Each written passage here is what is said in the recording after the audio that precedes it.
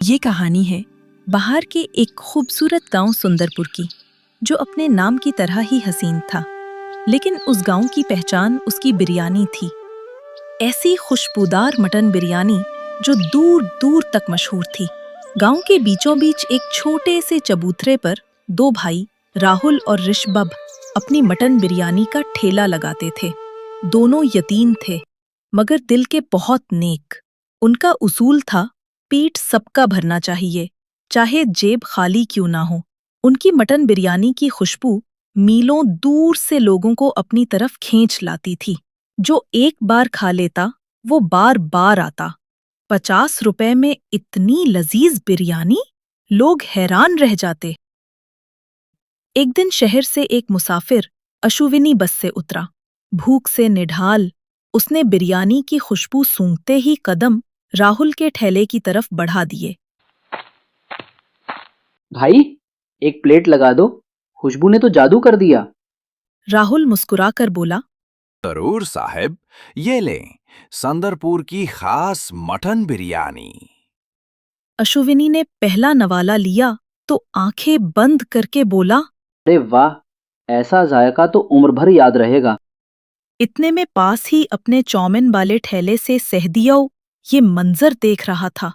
वो दिल ही दिल में जल उठा। ना जाने इनकी बिरयानी में ऐसा क्या जादू है, दिन रात इनके ठेले पर भीड़ लगी रहती है और मेरे चाउमीन पर मक्खी भी नहीं बैठती। सहदिया ने तहिया किया कि वो इस जादू का राज जरूर मालूम करेगा। अगली सुबह जब राहुल अकेला ठेले पर था, ऋषभ किसी तरफ जा रहा था।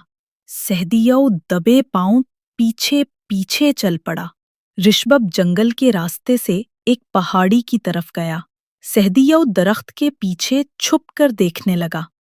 ऋषभ एक पुरानी गुफा के अंदर गया और थोड़ी देर बाद हाथ में एक छोटी सी पुड़िया लिए बाहर निकला। वही पुड़िया बाद में बिरयानी में डाली गई।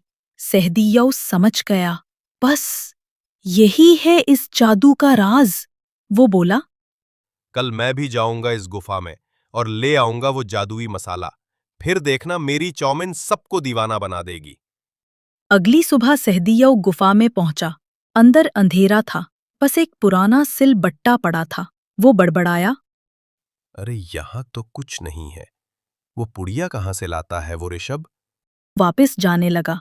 इतने में गुफा में गूंजती हुई एक भारी आवाज आई। क्या ढूंढ रहे हो सहदियो?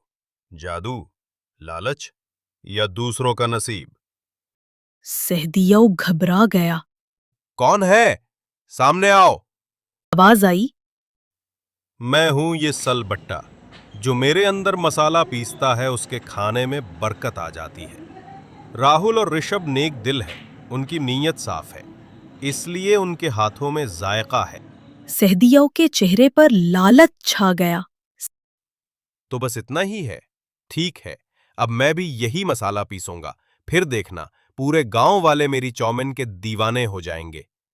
सिलबट्टा बोला, ख्याल रखना, मेरा जादू नेक दिलों के लिए है, लालचियों के लिए नहीं। मगर सहदिया ने बात सुनी अनसुनी कर दी। उसने अपने सारे मसाले लाकर सिलबट्टे पर पैसे और खुश होकर एक पुड़िया में भर लिए। अगले दिन अपनी दुकान पर वही जादुई मसाला चाउमीन में डाल दिया। पहला गाहक आया, नवाला लिया और फौरन चला उठा। ये क्या बकवास है? जायका तो जैसे मर गया हो। नमक कम, मिर्च कुछ नहीं। देते भी इतने महंगे हो, कम से कम जायका तो हो, बस लोगों को लूटने पे लगे हो। कुछ ही देर में सब गाहक उसे बुरा भला कहकर चले गए। सहदिया का चेहरा लाल हो गया, दिल में गुस्सा भर गया। वो भागता हुआ राहुल और ऋषभ के घर जा पहुंचा। मुझे सब मालूम है, तुम दोनों जादुई सलबट्टे से मसाला लेते हो। मेरे साथ ऐसा क्यों किया तुम लोगों ने?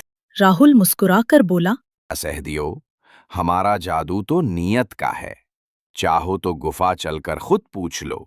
तीनों गुफा में गए।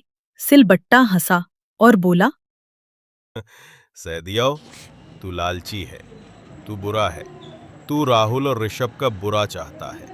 जबकि ये दोनों लोगों का भला करते हैं, तब उन पर मेरा जादू चलता है तो लोगों को लूटता है, गंदा खाना बेचता है।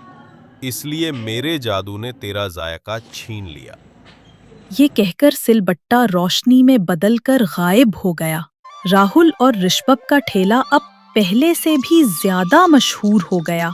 उनकी बिरयानी का जायका इतना खास हो गया कि अब वो जादुई मसाला डाले बगैर भी लोगों के दिल जीत लेते थे।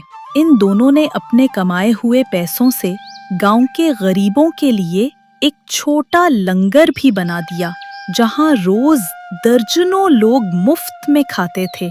और सहदिया उसके चौमिन के ठेले पर अब हमेशा खामोशी रहती थी, बस इतनी सी याद के साथ कि लालच का जायका हमेशा कड़वा होता है।